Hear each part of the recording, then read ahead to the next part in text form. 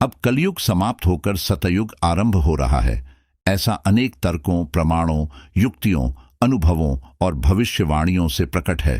पापों का नाश होकर धर्म का उदय होगा। अब प्रश्न यह उपस्थित होता है कि सतयुग कैसे आवेगा।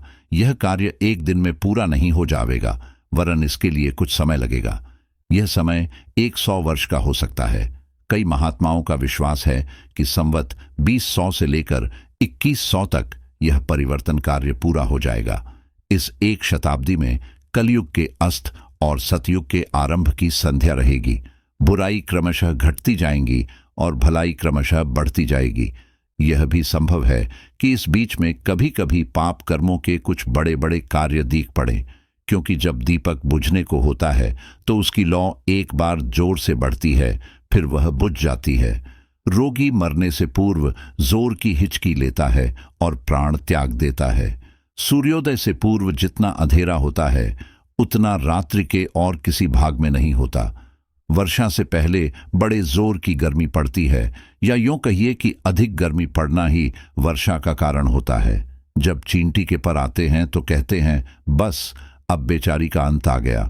गर्दन कटते समय बकरा जितना शोर मचाता और पांव पीटता है, उतना जीवन भर में कभी भी नहीं करता। कलयुग की गर्दन अब सत्य की छुरी से कटने जा रही है। हो सकता है कि वह इन अंतिम दिनों में खूब चिल्लाए, फड़फड़ाए और पांव पीटे। संवत 2000 समाप्त होते ही एकदम सतयुग फट नहीं पड़ेगा, और न यह धरती आसमान बदल जाएंगे। सब यही रहेगा, मनुष्य भी यही रहेंगे।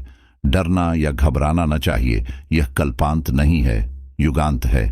इस समय युद्धों, महामारियों और दुर्भिक्षों का जोर रहने से जनसंख्या घट जाएगी, पर प्रलय नहीं होगी। गत महायुद्ध में जितने मनुष्य मरे थे, इस युद्ध में उससे अधिक मरेंगे, पर यह संहार रुपये में 2 आने भर अष्टमांश से अधिक न होगा। इतनी जनसंख्या घटने बढ़ने से सामूहिक दृष्टि से कोई बड़ा भारी अनिष्ट नहीं समझना चाहिए।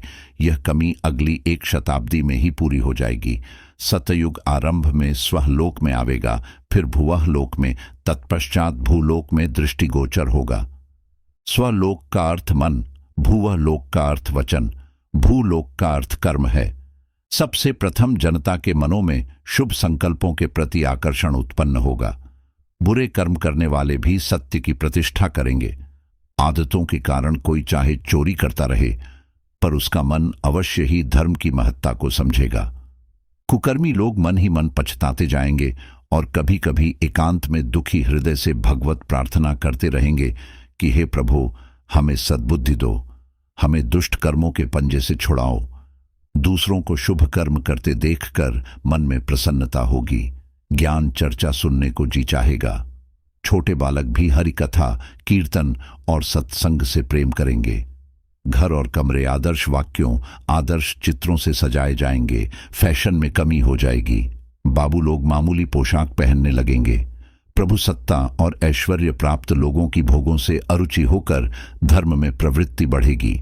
मन ही मन लोग सत्यनारायण की उपासना करेंगे। झूठ और पाखंड देखकर मन ही मन चिढ़ेंगे। असत्य द्वारा चाहे अपना ही हित होता है, पर लोग उससे घृणा करेंगे। सत्य पक्ष द्वारा यदि अपना अहित हुआ हो तो भी बुरा न मानेंगे।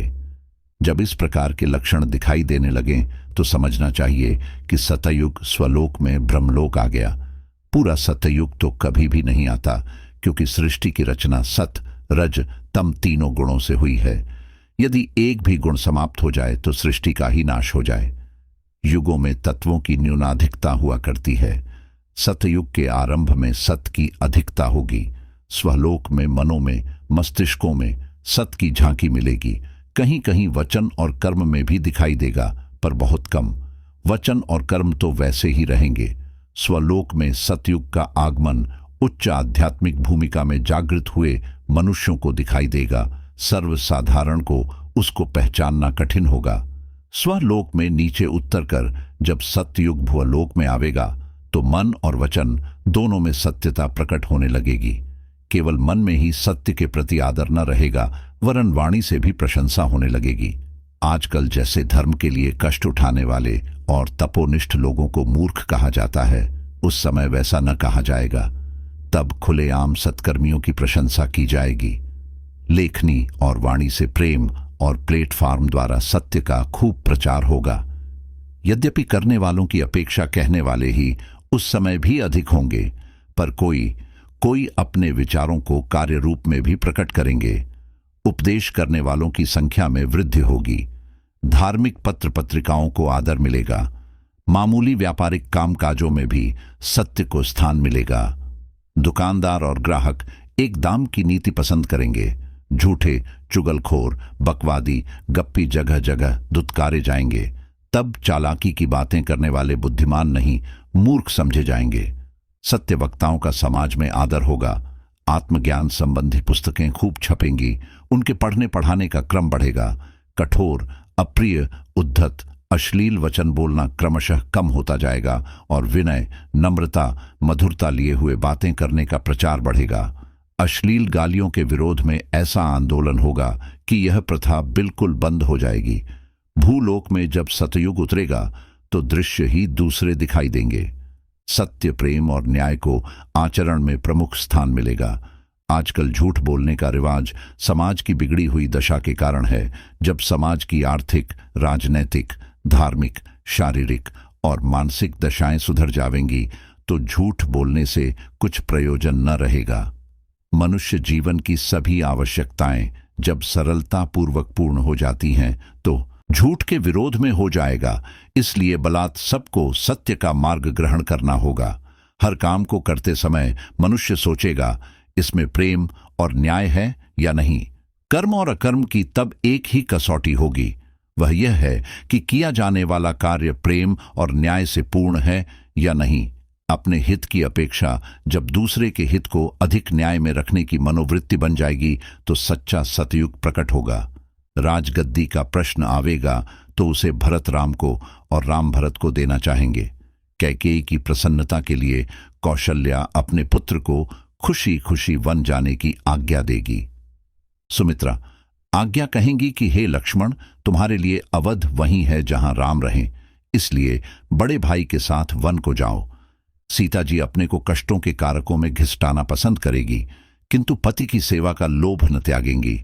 उस सतयुग में ऐसे परिवार हो जाएंगे, भाई, माता, विमाता, पत्नी इस प्रकार के प्रेम सूत्रों में बंधे होंगे। राजा प्रजा को पुत्र के समान समझेंगे। जब प्रजा कहेगी कि हम राजा की ऐसी पत्नी पसंद नहीं करते जिसे कलंकित समझा जाता है, तो राम अपनी छाती पर पत्थर बांधकर और सीता कलेजे को वर बनाकर प्रजा की इच्छा पर अपने को तिल तिल करके विरह वेदना की भट्टी में जलाने के लिए भी तत्पर हो जाएंगे। प्रजा के लिए राम का यह सर्वोत्कृष्ट त्याग है। भावना की दृष्टि से देखा जाए तो इस त्याग की उपमा इतिहास में मिलना कठिन है। जब भूलोक में सतयुग आ जाएगा तो ऐसी घटनाओं का मिलना भी कठिन न होगा।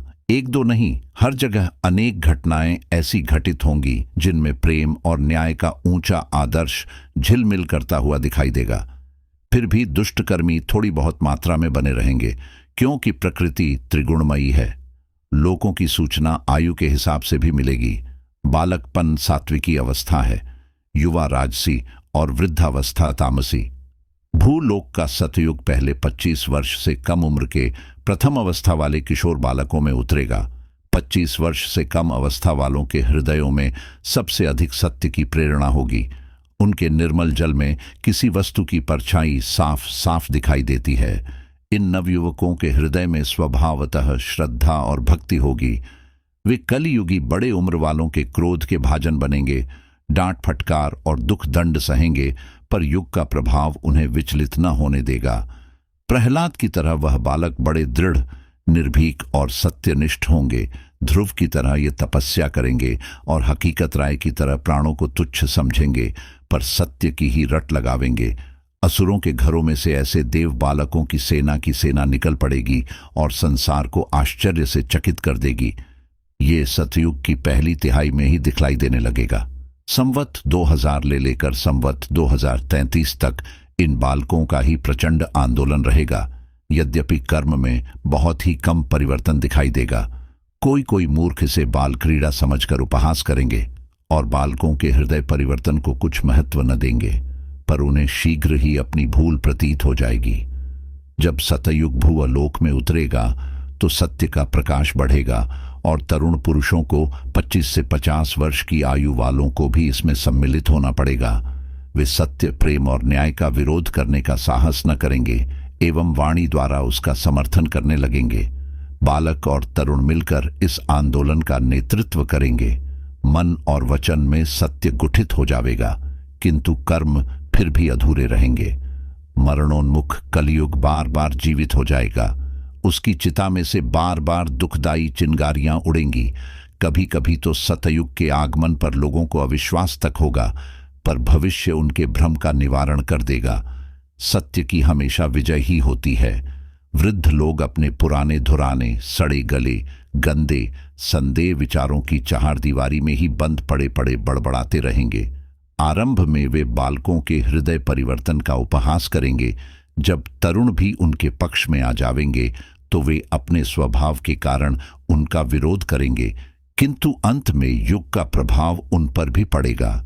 मृत्युलोक में जब सतयुग आवेगा तो उन्हें भी अपने विचार बदलने पड़ेंगे और असत्य को तिलांजलि देकर सत्य की शरण में आ जावेंगे। कलयुग जब बिल्कुल ही निर्बल हो जाएगा तो वृद्धों की भी मनोदशा बदल जाएगी। फिर वे अधिक उम्र के कारण अर्धविक्षिप्त न होंगे, रोग शोगों के घर न रहेंगे। अपमान के स्थान पर सर्वत्र उनका मान होगा। साठा सो पाठा वाली उक्ति कहावत चरितार्थ होगी। आज जैसे वृद्धों को रिटायर्ड कहकर एक कोने में पटक दिया जाता है, तब ऐसा न होगा। उस समय वयोवृद्ध अपने सज्ञान के कारण बहुत ही उन्नत दशा में होंगे, सतयुग का मर्म समझ जाएंगे और अपने पुत्र पौत्रों को सत्य मार्ग में प्रवृत्त होने का उपदेश देंगे। संवत 2100 में यह पूरा हो जाएगा। उस समय सतयुग भूलोक में प्रकट हुआ समझा जाएगा। स्त्रियां बुद्धिजीवी नहीं होती, उनमें भावना ही प्रधान है, इसलिए वे सतयुग के आगमन की चर्चा को आश्चर्य के साथ सुनेंगी। उनके कान पुराने संस्कारवश इस बात को स्वीकार न करना चाहेंगे, पर हृदय में भीतर ही भीतर कोई उन्हें प्रेरणा करता हुआ प्रतीत होगा कि यह सब सत्य है। सतयुग अब आ गया है। स्त्रियों का सतीत्व पतिव्रत जागृत रहेगा। उनका हृदय दया, क्षमा, करुणा और प्रेम से भर जाएगा। पति और पुत्रों के लिए बहुत आत्मत्याग करेंगी। दीन दुखियों को देखकर उनके हृदय पसीज जावेंगे। ऐसी स्त्रियां बहुत देखने में आवेंगी जो पुरुषों के कठोर होते हुए भी दान धर्म में श्रद्धा रखेंगी। सत्य, प्रेम और न्याय की भावना स्त्रियों में बड़ी आसानी से प्रविष्ट हो जाएगी और वे पुरुषों की अपेक्षा जल्दी सतयुगी बन जावेंगी। ऐसा नहीं है कि आयु के उपरोक्त प्रतिबंध सभी पर लागू हों। यह तो साधारण श्रेणी के अचेतन जीवों की बात कही गई है। जागृत, नैष्ठिक, उन्नत और जिनको भगवान ने इसी निमित्त भेजा है एवं जिनके भाग्य में सतयुगी अवतार बनना लिखा है, वे बहुत पहले सतयुग के आदि में ही संवत 2000 के आसपास से ही वरन इससे भी बहुत पूर्व सावधान हो जाएंगे और नवीन युग के स्वर्ण रथ को स्वर्ग से भूमंडल पर लाने के लिए अपना सर्वस्व त्याग कर उस रथ में जुटकर सूर्य के सप्तमुखी घोड़ों के समान कार्य करेंगे। सतयुग तो आने ही वाला है, वह किसी के रोकने से किसी भी प्रकार रुक नहीं सकता, पर इस स्वर्ण अवसर से लाभ उठाने का, अपनी कीर्ति को अमर कर जाने का सौभाग्य उन्हें ही मिलेगा जो बड़े भाग्यवान हैं, जिन पर ईश्वर की विशेष कृपा है। शेष तो यहाँ ही कुत्तों की मौत मरेंगे और पीछे अपनी भूल पर सिर धुन धुन कर पछताते रहेंगे।